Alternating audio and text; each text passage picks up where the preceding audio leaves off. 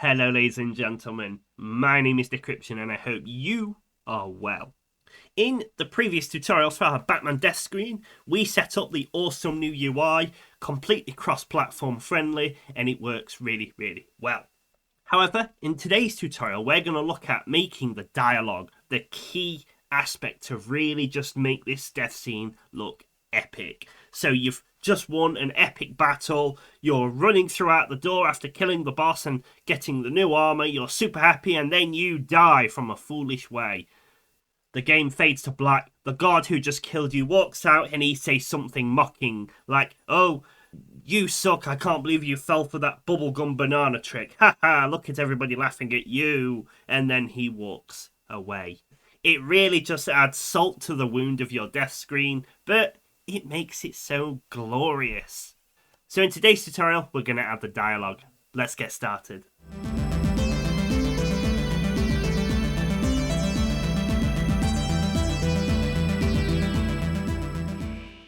So this tutorial is going to be a bit of a mixed one, because at the moment, I've done everything I can to make this super generic. But this is the one part where we can't make it amazingly generic because of the way I'm trying to build my game and the way you will build your game as well. So the dialogue could entirely depend on how you build your game. I'm going to use a plugin called Narrative Tales. It's not cheap. It's currently on sale. That's great. It's an amazing plugin. And I'm not just saying that because I help support it. It really is a great plugin.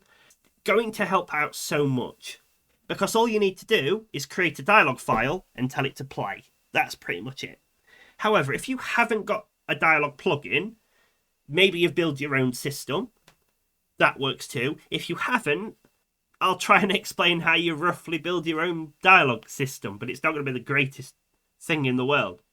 But I do advise you get some sort of dialogue system, whether you make it yourself or you buy one. There's plenty of ones out there. I just use Narrative Tales myself. So jumping into the system we've got, in our data table, death scenes here, we've got all the different factions down here and the guards assigned to them. And then we've got the animation details here. You could potentially just add the specific dialogue to it and it will play it. So just under quest or damage type, you could add your dialogue, and it doesn't matter what animation detail it plays, it will say the specific one. That's a way you can do it.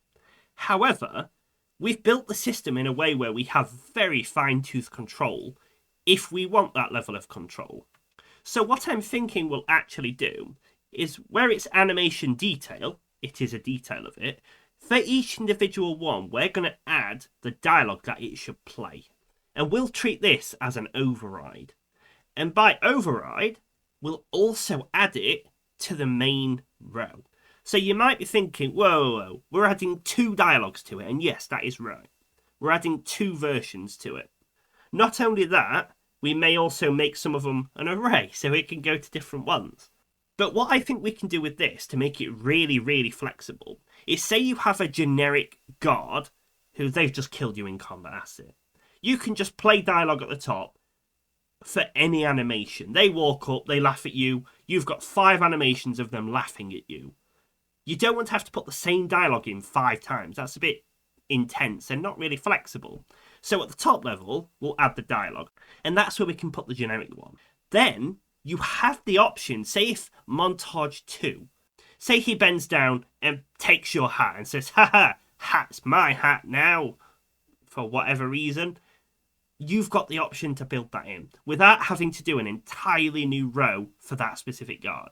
Because again, we're going for generic and flexible. And then by adding an array, what I mean is when I open up a dialogue, at least in my dialogue system, most dialogue systems should be like it, you can have multiple nodes. So I could come and add a node for the bridge guard here. I can add another one for him here. And maybe he wants to play either one of them. So I can put the IDs of both of them in and say, pick a random one.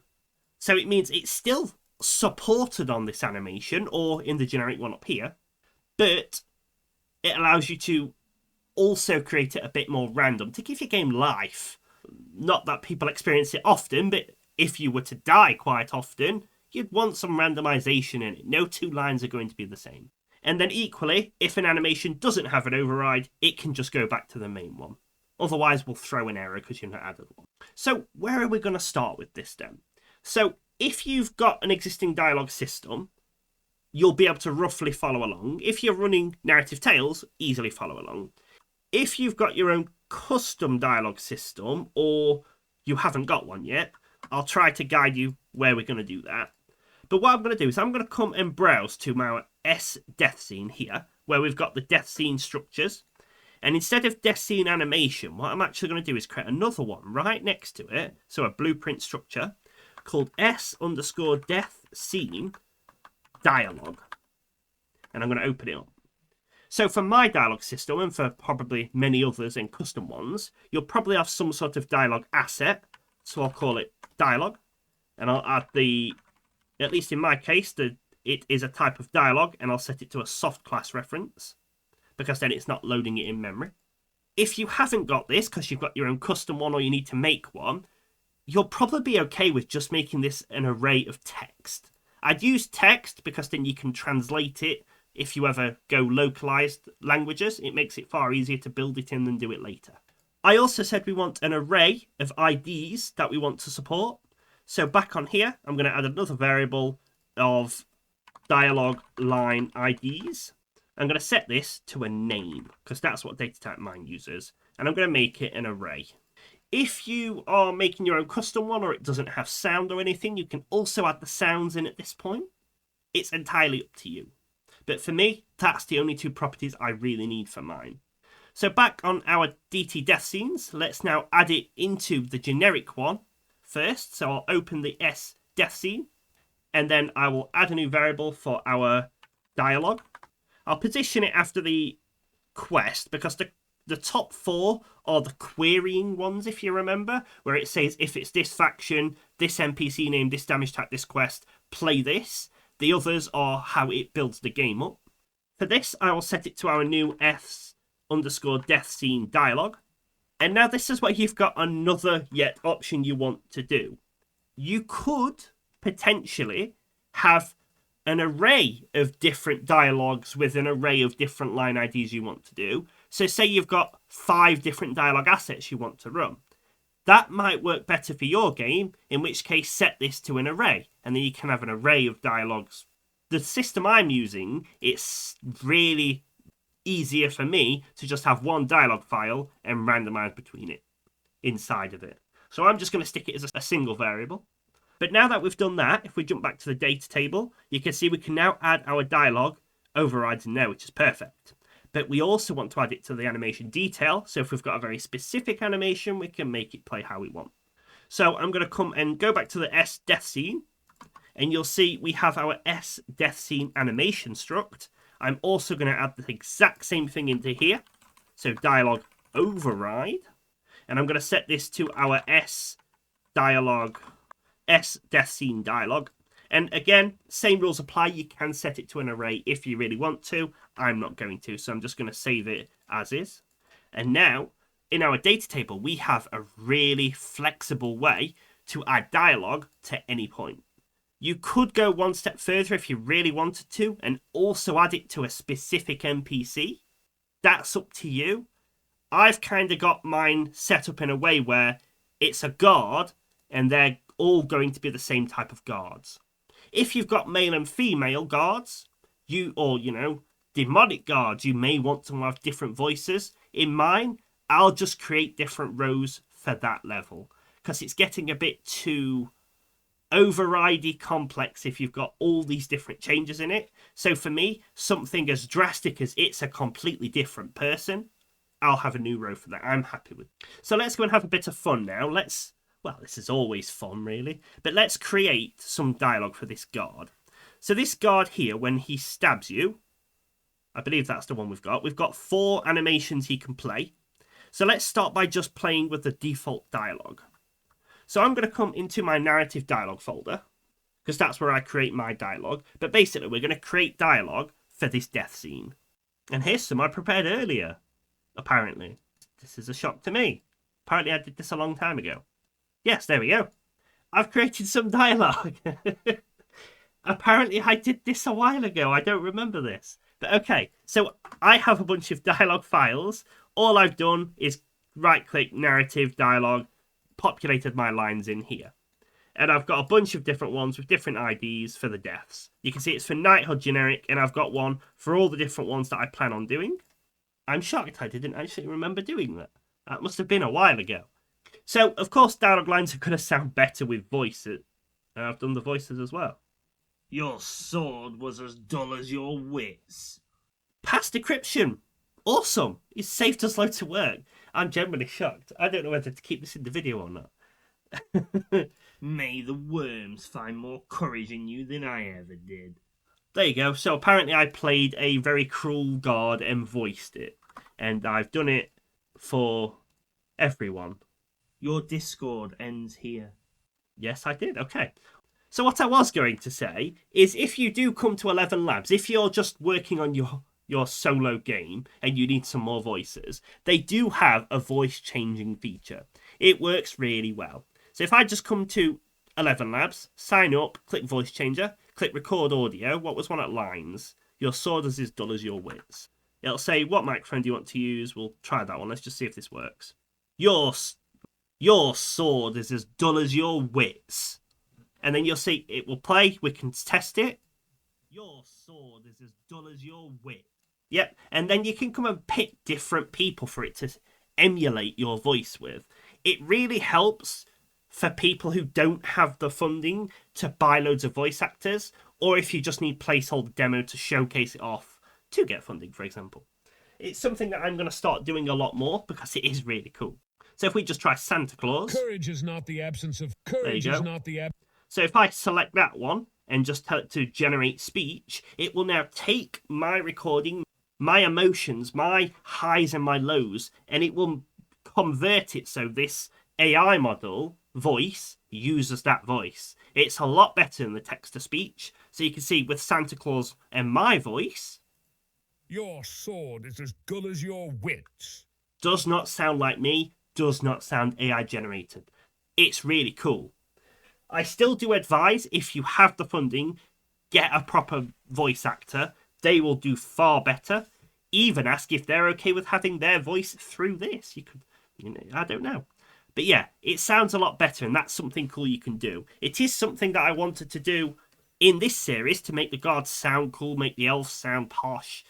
Apparently past decryption didn't know about it. So yeah. So once you've set your dialogue up and got all your audio, because it's going to sound better, you can start plugging it in.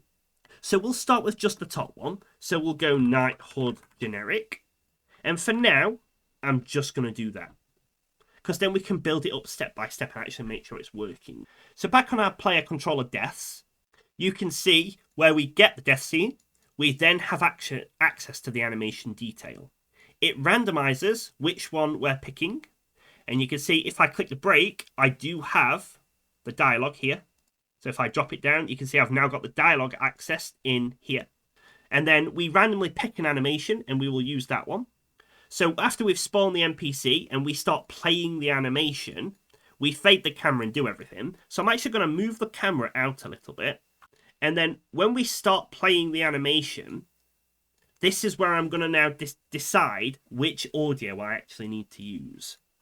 So I'm going to take all of this camera fading and I'm actually just going to move it out of the way a little, just under everything over here. And I'm actually just going to add this to a new event and I'll call it Play Scene Camera. And I'll just wrap it in a comment, fade/start the camera with UI.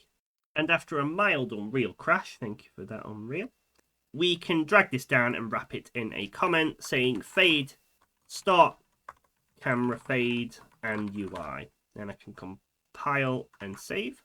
And now that we've done that, what we can actually do is instead of having to build our randomized logic here, we can just do it in a separate event down here and then just call this when we're done. It just makes it a little bit cleaner. So what I mean by that is I'm going to add a custom event down here called select dialogue. And this can do as much async logic as it wants to get the right file. So we know we already have the chosen death scene. And we can drag off of this and do break. And that gives us our dialogue here, which we can break on again. Then, to simply play it, all we do is drag off and async load that dialog file. If you've just got texts, this is where you will show the UI using either the common UI open that we've done before, or you just create a widget and add it to the viewport. And then I will drag off and do resolve to actually load it into memory. This one gets that memory. And then finally, just play your dialogue. So in my case, it's get narrative component. And then I simply drag off and call begin. I can connect it to the completed, not the other one, because it might not be loaded in memory. Pass the dialogue into it. And then for the optional line IDs, I can drag backwards off of the play params. I can do make of the struct. And then I will drag off of this and do random array item. And then if you hover over the integer, it says it will be -1 if the array is empty. So that's good. So I'll drag off of this and do equals equals and do -1. And then from the start ID, I will drag backwards and do select and then plug this into pick A. So if it's -1, it means that it's empty. So A will be none. That's correct. That's what I want it to be. If it's not empty, then I'm going to connect the dialogue into it like that. I believe that should stop the error of this saying array is empty, but we'll see. We can test. And then that's how we begin the dialogue. And then after we call begin dialogue here, we can simply call our final play scene camera. Play scene camera. And then right up here, just after we've started all the start light fading, we can drag off and do select.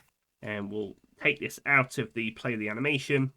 So I'll not wrap this in a comment just yet because we've got plenty of adjustments to make to this. But let's actually just give it a try in the correct map. So in theory, if we just try it now, the dialogue should play. We may have to adjust the timings and such, but it's something we can work on. So absolutely nothing happened. That's a good thing. I do want to add odd debugging steps in here because it is really good to know how to debug something. I don't know why this has not worked. It could be anything, but let's try it. So the first thing I'm going to do is this function actually being called? So I'm going to click the async, I'm going to click F9 to add a breakpoint, and I'm just going to play it again. So you can see right away, it's not called my function. If it did, it should have hit this breakpoint. So something's not calling this function. So I'm going to click this montage here. The only thing I can think is it's this switch here isn't being called. So if we just breakpoint on the montage, so we are hitting the montage here. If we switch on the name and click play, yes, the montage is never being... there we go. I've called it at the wrong part. That's why. So the reason is we're calling it at start light fade here. We don't actually need to do that. We want to keep scene camera on the start light fade. That's my bad. That's because that one is how the camera works. We want this to play immediately. As soon as the animation is loaded and playing, we should be playing the dialogue. So let's try it this time and see if it's improved. So you can see we've now hit this. That's correct. I'll hit play and nothing happens again. It goes straight to game over. Okay. However, I do have an error now. And this is something just on my specific game, but you may have it as well. I've not set up the dialogue for narrative on my death scene. So this death scene isn't a dev environment. It is going to be probably the live place you go to. So all I need to do to set my narrative up is on my player controller, add the narrative component, which will be soon renamed to narrative tails. And then where we create the narrative HUD here, also just going to create one more widget. So I'll do create, and I'll just add in the BP3 overlay. So the narrative 3 overlay, and I'll add to the viewport. It will say what component do you want, so we can just plug in that component, and I'll just leave it like that. So I'll hit, just make sure you don't play the scene camera directly after the dialogue. So the scene camera plays when it tells it to start the light fade, then it just plays the dialogue, that's it. The only other thing is if you're setting your dialogue up in a way where you are just randomly placing them because you want to randomly call them, then you must add in the play params here. Dialogue line IDs, you must add it. Otherwise, narrative's just going to play the first one, see that it's blank, and then ignore it. So I'm just connecting it to 1 just to test for now. So now, if we come and try it this time, the dialogue for that one line should play. Your sword was as dull as your wits. The dialogue plays, he slashes you, and then he walks off. Okay, so the animation is a bit long for the dialogue, which is exactly why we've added the animation-specific dialogue in, but it does work. So we absolutely have to sort the timing out, because he does kind of walk up with that specific animation, and your sword was as dull as your wits. Well, he slashes you, and you'd think if he slashes you, he'd go huh, huh, while he's doing it. Obviously, I don't have those sounds, but that's the type of thing. So we can actually improve this one more step while we're here. So we are, of course, going to make animation-specific sounds in a moment, but at the moment, we are, of course, going to play animation-specific dialogue in a moment. However, for now, we're just calling select dialogue as soon as the animation plays. But what if you want more fine-grained control over that? What if you want to decide when the sound plays? Then we're really getting into it. So the creature jumps down, he slams down in front of you, he growls, and then he says, "Top of the morning to you, you've died." We can't do that at the moment, but we've already got the same logic built in. So right here, switch on name, we can also add a new one, play dialogue. And we can, instead of playing it after that, we can play it at the exact moment we need to, like so. We may find that if you've got big dialogue, big audio, that it takes a while to load, it may cache it correctly. If that's the case, instead I advise you doing most of the memory loading before, so then when the select dialogue does runs, it can just play straight away. But I don't think we're going to need that, because most of it's going to be very small. It's just something you may have to consider if you've got huge lines, huge sound kind of thing. So now that we've done that, we just need to actually put this play dialogue into the correct montages. So all I'm going to do is come into the 4 montages here. I'll open it up. I'll pick where I want it to play dialogue. So he walks up and says, I'll probably do about there where his head's shaking. You're such and such, such and such. Blech. Yeah. You can absolutely get better with this if you time the animations and the voices. But for now, I'm just going to right click, add notify, montage notify. I will select it and just call it play dialogue. And then I can save it. I'll make sure I copy this node, which you'll say says none. It's a bug with Unreal. Just close it and reopen it. You'll see it says play dialogue. We can copy that. We can go to the other ones and just play it exactly where we need it to. So I'm going to play his differently now. I'll play it where he actually walks up. He then says it and then slashes you. Then I'll do the same for dialogue 3. So he goes to slash you straight away. So he can be talking as he's walking up to you. And then for the 4th one, he looks down at you and mumbles it. So now we have a lot better fine-grained control over where we want to put it. And then back on our player controller, it should now play a lot nicer. So if we try it this time. Your sword was as dull as your wits. So again, the voice is not lining up perfectly, but it doesn't count his walking in now. Your sword was as dull as your How wits. Much better is that? And if you get some really good audio for it, you can really make it shine. We'll add your montages to add the swords, play the sword sounds, we can do all of that.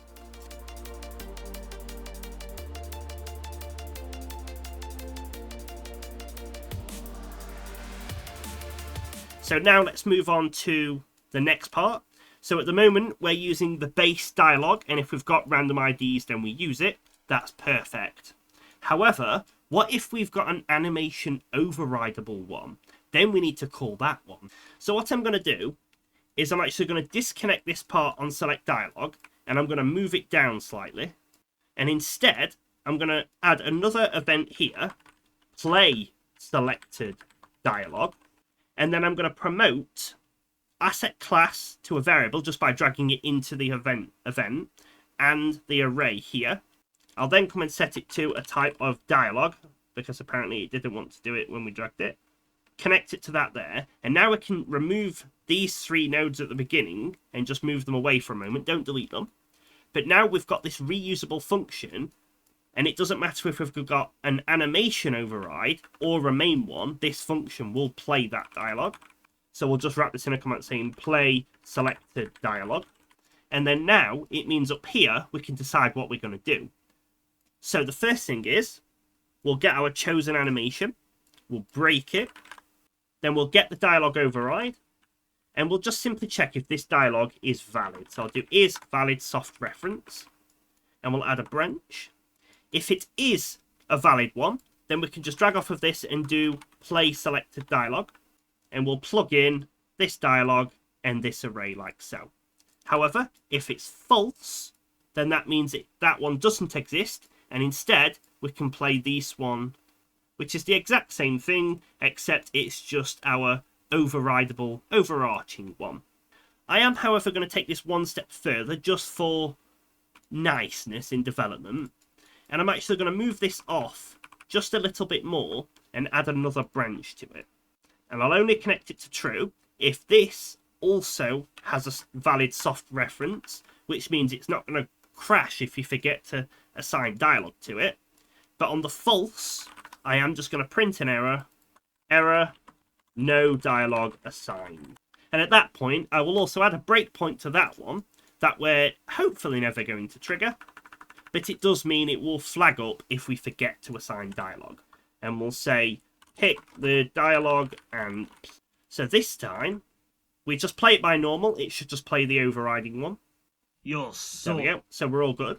However, if I come into the overriding dialogue, let's also test by adding a line ID. So we'll add a line ID, and we'll say, instead of playing that one, I want it to play this specific one. Let's test if this works. We should have tested this before, but it doesn't matter. May the worms find more courage in you than I ever did. Ooh, I liked the courage there. He kind of emphasised the courage as he did the first slash. He ruined it with the second slash, but that's looking good. However, now, if we come down to the animation detail and say, on this first one, I want you to basically, if we hold shift and right click and shift and click down here, play that one, but instead, I want you to play this dialogue line instead. And then we may have to skip this a few times. May the worms find more courage. So that's the courage one. You'll find more There we go. mercy from the grave than you ever gave in life.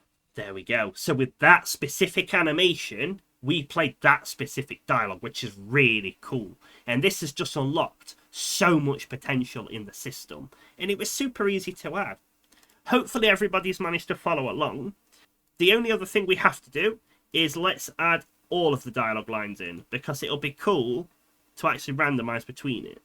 So I'm going to say, if you haven't got an animation override, then you can basically play any of these dialogue lines you want.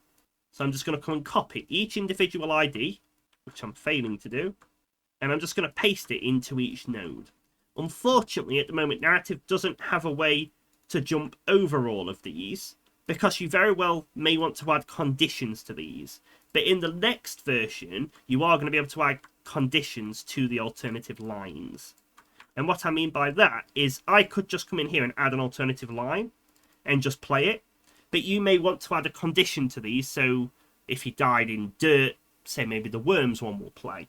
You can't do that at the moment. Whereas in the next update, you can. But we will be able to advance that later. But now, any of those lines should play, unless it's that animation, then that one will play. You'll find more mercy from the grave than you ever did. So that's the override one. But if I play another one, you'll find your soul there we go. was as dull as your... And then if I play it again, hell's gates are open wide for cowards such as you. There we go. How cool is that, ladies and gentlemen? It is looking so nice now. And we can do this for as many as we want. We can add in as much dialogue as we want. It's going to work really nicely. If you really wanted to, you could also make it randomize between the animation detail and the overriding one if there is an animation detail. That's up to you. For that one, probably add a random bool, true or false, and then that also does an and here. So if this is valid, and the true one exists. The random ball, then it goes that way, otherwise it'll go the other way. I don't want that in my game. If I've added an animation override, it's done on purpose. But that's entirely up to you. This system's built to be as generic as it can, but also be as flexible for all of you. So there we go, ladies and gentlemen. We have now made it so it can come in and do it. Hell's gates are open wide for cowards such as you. And it looks really cool. There is one more thing you can look at doing. I'm not going to do it because my animations aren't built that way. But you'll see sometimes as he walks in, not that one. So in some animations, he will walk in and then he will perform the action. It very well may be that he walks in. I think this one shows it off better. So he walks in, he stares at you and nods his head for a little bit, and then he stabs you. If your game supports it, your animations, you can actually make a montage loop itself. So you could make him walk in, play the dialogue, loop just this idle bit like that until he finishes his dialogue, and then he stabs you and walks off. That is something you can do, and it is actually really easy to set up. You just set up a montage section here. That's the bit I'm not 100% sure on, which is why I'm not showing it. But if your animations support it, or you've got an idle thing, then in theory you could make him come up and say, hello, stab straight away. Or you could make him come up, recite the entire B-movie script, and then stab you. And then it would work the same. It's up to you and how you want it to work. But that's it, ladies and gentlemen. We have now added dialogue into it, where he walks up, specifically waits. May the worms find more courage in you than I ever did. How cool is that looking now, ladies and gentlemen? Definitely some more little fixes and tweaks we can do. In the next tutorial, we are going to be polishing it all up. We're going to be trying to improve the lighting because May the worms find more courage in you than I ever did. Some animations are really good, but then it seems to get brighter and brighter and brighter, and then it just looks weird. So we can fix that. We're definitely going to fix the animations so they stop returning. And maybe that's where we look at the animation loops. So where he walks away, because sometimes we want him to walk away, but the screen's not fully faded in yet, we could just loop this bit here. So it just continuously loops so you can't see it. That's another option. We could also take over the NPC and tell him to just walk away. But we're going to sit polishing it, because we are coming to the end of this Batman Death series. After we've polished it up, all we need to do is give it some real-world examples. So instead of hard coding it, we pass in how you actually died. And there we go. So thanks for watching, ladies and gentlemen. I hope this helped. If you've got any improvements, as you know, I'm not an artist. So if you know any cool lighting tips, you can absolutely advise. I know some people have said try a 3-point lighting setup where we add it from 3 places. I do remember trying this, but I just couldn't get it to look right. Not at least deliver the same atmospheric, goal that I want to. So you'll see if we play it with a 3-point setup, You'll roughly. Find more mercy from it's the just going to keep getting really bright. See what I mean? I don't know. Let me know what you think. But thanks for watching. My name is Decryption, and I will see you next time.